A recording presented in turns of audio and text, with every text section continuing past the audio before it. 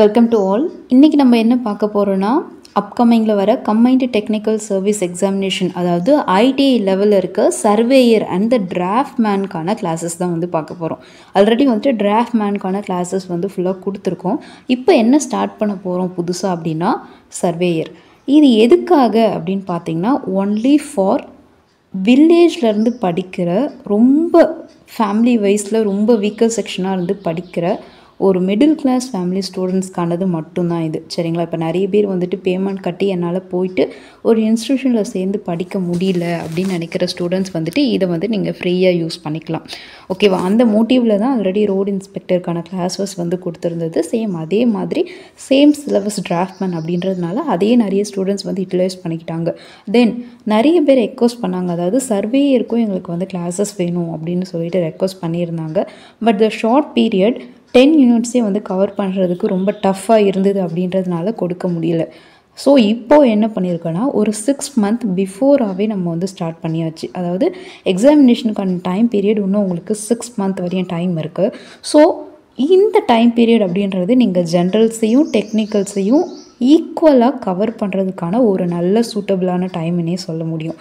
So அதனால் we have started a surveyor online classes. Okay, நீங்கள் ரெகுலராக என்ன பண்ணிக்கலாம் அப்படின்னா, unit wise online video classes வந்து அப்லோட் பண்ணுவோம். அந்த அப்லோட் பண்ணுற கிளாஸஸை நீங்கள் தாராளமாக யூட்டிலைஸ் பண்ணி வீட்டில் இருந்தே செல்ஃப் ஸ்டடி வந்து பண்ணிக்க முடியும். ஓகேவா? ஆனால் ஒரு சில ஸ்டூடெண்ட்ஸ் வந்து கேட்குறீங்க, மேடம் நோட்ஸ் டெஸ்ட் பேட்ச் அப்படின்னு கேட்குறீங்க. நோட்ஸ் அண்ட் டெஸ்ட் பேட்சஸை பொறுத்தவரையும் ரெண்டுமே வந்து பெய்டு தான். அதுக்கான அனௌன்ஸ்மெண்ட் வந்துட்டு நம்ம லேட்டராக தான் கொடுப்போம். பிகாஸ் யூனிட் கம்ப்ளீட் ஆக தான் வந்துட்டு நோட்ஸ் அண்ட் டெஸ்ட்டு வந்துட்டு கண்டக்ட் பண்ண முடியும். ஸோ ஃபஸ்ட்டு நமக்கு கம்ப்ளீட் பண்ண வேண்டியது என்ன அப்படின்னா சிலபஸ் கம்ப்ளீஷன். அதுதான் ஃபஸ்ட்டு. ஸோ ஃபஸ்ட்டு அது முடிஞ்சதுக்கப்புறம் நெக்ஸ்ட்டு வந்துட்டு யூனிட் வைஸ் ஒன் லைனர்ஸ், அதாவது ஒன் லைனர்ஸ்ன்றது இப்போ நிறைய பேர் வந்து புக்கை நம்ம படிக்கும்போது 100 பேஜஸ் இருக்குது ஒரு யூனிட் அப்படின்னா, அந்த 100 பேஜஸையும் வந்து படிக்கிறது உங்களுக்கு கஷ்டமாக இருக்கும்.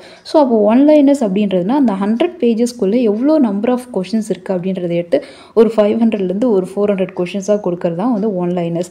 ஸோ நீங்கள் 100 பேஜஸையும் படிக்கிறதுக்கும் அந்த ஒரு 250 கொஷின்லேருந்து 500 கொஷின்ஸ் வரையும் இருக்க கொஷின்ஸை படிக்கிறதுக்கும் டிஃப்ரென்ஸ் இருக்குது. ஸோ வந்துட்டு டைம் இருக்குது இல்லையா, டைம் கன்சம்ஷன்ன்றது இது வந்து ரொம்ப லெஸ்ஸாக இருக்கும். தென் மோஸ்ட் இம்பார்ட்டண்ட்டான பாயிண்ட்ஸ் மேலே கான்சன்ட்ரேட் பண்ண முடியும். ரிவிஷன்ஸ்க்கு வந்து ரொம்ப யூஸ்ஃபுல்லாக இருக்கும் ஆன்லைனர்ஸை பொறுத்தவரையும்.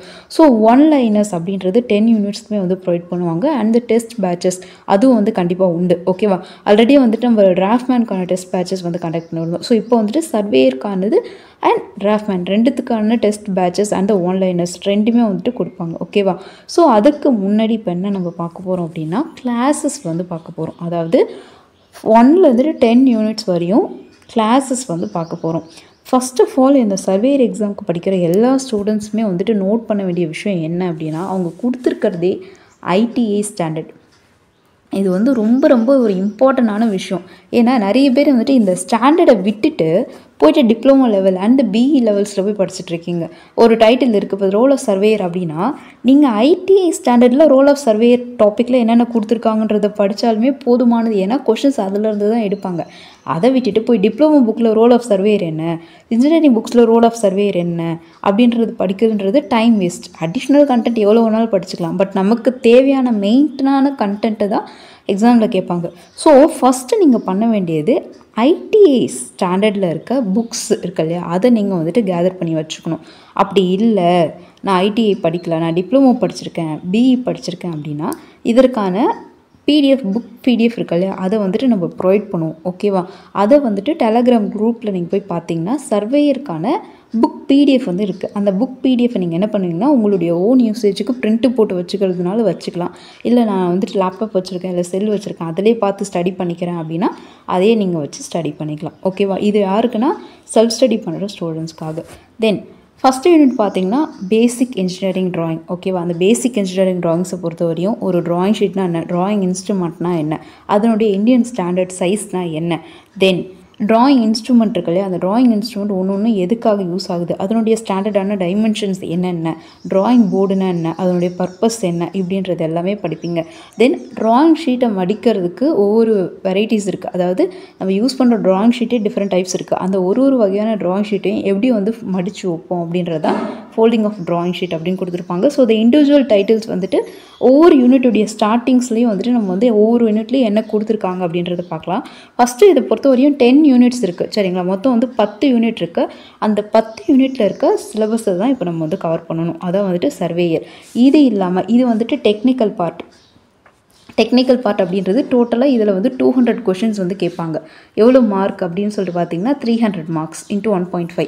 அதே மாதிரி general studies Tamil eligibility test அப்படின்னு ஒன்று இருக்குது. யூஸ்வலாக தமிழ் எலிஜிபிலிட்டி டெஸ்ட் ஈஸியாகவே வந்து கிளியர் பண்ணிடலாம். பட் ஜென்ரல் ஸ்டடீஸை பொறுத்த வரையும் மோஸ்ட் இம்பார்ட்டன்ட் என்ன அப்படின்னா ஒரு 100 கொஷின்ஸ் இருக்குது. இந்த 100 கொஷின்ஸில் நீங்கள் எவ்வளோ ஸ்கோர் போடுறீங்க அப்படின்றது ரொம்ப முக்கியம். ஓகேவா? இதை எவ்வளோ மார்க்கு கன்வெர்ட் பண்ணுவாங்கன்னா 150 மார்க்ஸ்க்கு வந்து கன்வெர்ட் பண்ணுவாங்க. ஸோ டோட்டலாக உங்களுக்கு இருக்க கொஷின்ஸ் எவ்வளோ கொஷின்ஸ்னால் 300 கொஷின்ஸ் இருக்கும் சரியா. அதில் 200 கொஷின்ஸ் வந்துட்டு டெக்னிக்கல் அண்ட் 100 கொஷின்ஸ் வந்துட்டு ஜிஎஸ். இந்த ரெண்டுமே முக்கியமான ஒரு பார்ட். இந்த ஜிஎஸ்சில் நீங்கள் அரவுண்ட் ஒரு 100க்கு 80 கொஷின்ஸ் வரையும் போட்டணும். அதே மாதிரி டெக்னிக்கல்ஸை பொறுத்த வரையும் ஒரு 185+. ஏன்னா சர்வேரை பொறுத்த வரையும் கொஞ்சம் கொஷின்ஸ் இது வரையும் நடந்த எக்ஸாமினேஷன்ஸில் கொஷின்ஸ் எல்லாமே எப்படி கேட்டிருக்காங்கன்னா ஈஸின்னு சொல்ல முடியாது, கொஞ்சம் ட்விஸ்ட் பண்ணியும் டஃப்பாகவும் தான் கேட்டிருப்பாங்க. ஸோ அதனால் இதுவே டிராஃப்ட்மேனாக இருந்தால் ரொம்ப ஈஸியாக தான் கேட்பாங்க கொஷின்ஸ். சாதாரணமாக படிச்சுட்டு போன ஸ்டூடெண்ட்ஸ் கூட ஒரு 180 போகிற அளவு தான் கேட்பாங்க. ஆனால் சர்வேயரை பொறுத்தவரையும் எப்படி இருக்கும் கொஷின்ஸ்னால் கொஷின் லெவல் கொஞ்சம் டஃப்பாக இருக்கும். ஸோ டெக்னிக்கல்ஸில் நீங்கள் ஒரு 185+ அந்த ஜென்ரல்ஸில் வந்துட்டு ஒரு 80+ கொஷின்ஸ் ஆகுது சால்வ் அவுட் பண்ணுற அளவுக்கு நீங்கள் ப்ரிப்பேர் ஆனால் மட்டும்தான் உங்கள் கையில் போஸ்டிங் கன்ஃபார்மாக வந்து கிடைக்கும். ஸோ அதற்கு ஏற்ற போல் நீங்கள் வந்து உங்களுடைய ப்ரிப்ரேஷனை கொண்டு போகணும். அது ரொம்ப ரொம்ப முக்கியம். யூனிட்ஸை பொறுத்த வரையும் ஒரு யூனிட்டை கவர் பண்ணுறதுக்கு கிட்டத்தட்ட வந்துட்டு 1 வாரம் அப்படின்றது ரொம்ப மேக்ஸிமம் ஆஃப் டைம். ஏன்னா அவ்வளோ ஈஸியான யூனிட்ஸ் எல்லாமே. தென் ஐடிஐ ஸ்டாண்டர்ட் என்னும்போது நீங்கள் வந்துட்டு ஒரு இன்ஜினியரிங் முடிச்சிருக்கலாம் ஒரு டிப்ளமோ முடிச்சிருக்கலாம், அவங்களுக்குலாம் கொஞ்சம் ஈஸியாக இருக்கும் இது. தென் ஐடிஐ முடித்த ஸ்டூடெண்ட்ஸ்க்குமே இது எப்படி இருக்கும் அப்படின்னா ஆல்ரெடி நீங்கள் படித்ததை ஜஸ்ட்டு ரீகால் பண்ணுற மாதிரி தான் இருக்கும். அதே மாதிரி வந்துட்டு இன்ஜினியரிங் ஸ்டூடெண்ட்டோ டிப்ளமோ ஸ்டூடெண்ட்ஸோ என்னென்னா ஃபோல்டிங்ஸ்லாம் படிச்சிருக்க மாட்டீங்க, ஃபோல்டிங் ஆஃப் ஷீட்ஸ்லாம் படிச்சிருக்க மாட்டீங்க, லெட்டரிங் சைஸ்லாம் படிச்சிருக்க மாட்டீங்க சரிங்களா. அப்படியே படிச்சிருந்தாலும் வந்துட்டு ஃபுல்லாக படிச்சிருக்க மாட்டீங்க. இதுவே ஐடிஐ ஸ்டூடெண்ட்ஸ்னால் ஆல்ரெடி நீங்கள் என்ன படிச்சிங்களோ சேம் அதையே என்ன பண்ணுற மாதிரி இருக்குன்னா ரிவைஸ் பண்ணுற மாதிரி தான் இருக்கும் உங்களுக்கு. ஸோ எல்லாருக்குமே வந்துட்டு ரொம்ப ஈஸியான ஒரு சப்ஜெக்ட்னே சொல்லலாம். அண்ட் லாஸ்ட் டைம் வந்துட்டு எல்லாருக்குமே தெரியும் கிட்டத்தட்ட வந்துட்டு ஒரு 250 வேகன்சி சொல்லியிருந்தாங்க. பட் இப்போ போஸ்டிங் இன்க்ரீஸ் பண்ணி அரௌண்ட் வந்துட்டு ஒரு 750 வேகன்சி ப்ளஸ் வந்து கொண்டு வந்துட்டாங்க. ஓகேவா? நெக்ஸ்ட்டு 2026 வந்துட்டு நிறைய டவுட் இருக்குது. அதாவது என்னென்னா 2025 கம்பைன்டு டெக்னிக்கல் சர்வீஸ்க்கான எக்ஸாமினேஷன் இருக்காலே அது வந்து வருமா அப்படின்ற டவுட்ஸ் இருக்குது. கண்டிப்பாக வரும். ஏன்னா 2026 எலெக்ஷன் பீரியட் அப்படின்றதுனால டெஃபினட்டாக இந்த exam as per the annual planar இதை கண்டிப்பாக கண்டக்ட் பண்ணுவாங்க. டிஎன்பிஎஸ்சியோடைய ஆனுவல் பிளானர் படி இந்த எக்ஸாம்த்தை கண்டிப்பாக வந்து கண்டக்ட் பண்ணுவாங்க சரிங்களா. போஸ்டிங் வந்து எலெக்ஷன் பீரியட் அப்படின்றதுனால ஆல்ரெடி வந்துட்டு போஸ்டிங்கை லேக் பண்ணி வச்சுருந்தாங்க. அந்த போஸ்டிங்கை தான் எலெக்ஷன் பீரியடில் என்ன பண்ணுவாங்கன்னா ஒரு பல்க் ஆஃப் போஸ்டிங்கோடு போடுவாங்க. எப்பயுமே போட்டுட்டு என்ன சொல்லுவாங்க, தேர்தலுடைய அறிக்கையில் வந்துட்டு நாங்கள் இவ்வளோ போஸ்டிங் வந்துட்டு கண்டக்ட் பண்ணியிருக்கோம், இவ்வளோ போஸ்டிங் ஃபில் பண்ணியிருக்கோம் அப்படின்னு சொல்லுவாங்க. ஸோ அதே தான் இப்பயும் நடக்கும். ஓகேவா? ஆல்ரெடி வந்து 250 வேகன்சி சொல்லியிருந்தாங்க சர்வே இருக்குது. இப்போ என்ன பண்ணாங்க, அது கூட ஒரு 500 வேகன்சிஸ் இன்க்ரீஸ் பண்ணி அரௌண்ட் ஒரு 750 வேகன்சியாக கொண்டு வந்திருக்காங்க. சேம் அதே மாதிரி 2025 நடக்க போகிற எக்ஸாம்ஸ்லேயும் ஒரு பல்க் வேகன்சியில் டெஃபினட்டாக சர்வேயர் வந்து வர்றதுக்கான சான்சஸ் இருக்குது. ஏன்னா இதற்கு முன்னாடி எக்ஸாமினேஷன் எப்போ நடந்ததுன்னா 2022 தான் நடந்தது. 23 வந்து நடக்கலை. 24 நடந்த எக்ஸாம்ஸ்க்கான ப்ராசஸிங் 25 தான் வருது சரியா. ஸோ அரௌண்ட் வந்துட்டு இந்த 5 இயர்ஸில் இதுவரை 2 தடவை தான் நடந்திருக்கு சரியா. ஸோ வந்துட்டு கண்டிப்பாக நெக்ஸ்ட் இயர் இப்போ ஆகஸ்ட் மந்தில் வருது இல்லையா. ஸோ அந்த பீரியடில் கண்டிப்பாக இதற்கான எக்ஸாம்ஸ் இருக்கும். நிறைய பேருக்கு என்ன டவுட்னா இதை வந்து லேட்டாக கண்டக்ட் பண்ணாங்க, ஸோ இந்த எக்ஸாம்ஸ் நடக்குமா அப்படின்றதே நிறைய பேருக்கு டவுட்டாக இருக்குது. ஸோ நீங்கள் பயப்படுறதுக்கான வாய்ப்புகள் இங்கே கிடையாது. ஸோ உங்களுடைய ப்ரிப்ரேஷனில் ரொம்ப ஸ்ட்ராங்காகவே இருக்கலாம். ஓகேவா?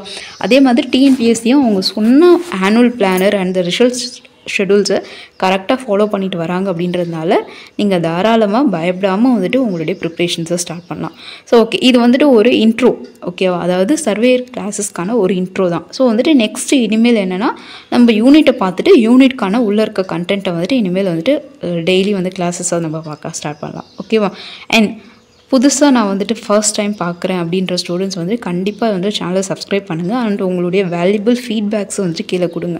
உங்கள் ஃபீட்பேக்ஸ்லேருந்து தான் நான் வந்து தெரிஞ்சுக்க முடியும். ஓகே, இது வந்து ஸ்டூடெண்ட்ஸ்க்கு எவ்வளோ வந்துட்டு யூஸ்ஃபுல்லாக இருக்குது அப்படின்றத தெரிஞ்சுக்க முடியும். ஓகேவா? ஸோ எல்லாருமே வந்து சப்போர்ட் பண்ணுங்க. All the very best. New பிகைனராக இருந்தாலும் சரி, ஆல்ரெடி ப்ரிப்ரேஷனில் இருக்க ஸ்டூடெண்ட்ஸாக இருந்தாலும் சரி, உங்கள் எல்லாருக்குமே ஒரு biggest congratulation and all the best. சரியா? ஸோ 2026 எண்டுக்குள்ளே வந்துட்டு உங்கள் கையில் நீங்கள் சர்வேராக உங்கள் கையில் வந்து போஸ்டிங் வாங்கிடணும். சரியா? அந்த எய்மோடு படிங்க. என்ன மேடம் 2026 சொல்கிறீங்கன்னா, கண்டிப்பாக இந்த ப்ராசஸ் முடிஞ்சு எக்ஸாமினேஷன் முடிஞ்சு போஸ்டிங் வரதுக்கு 2026 ஆகிடும். ஓகேவா? ஸோ அதனால தான் சொல்கிறேன். All the very very best. Thank you.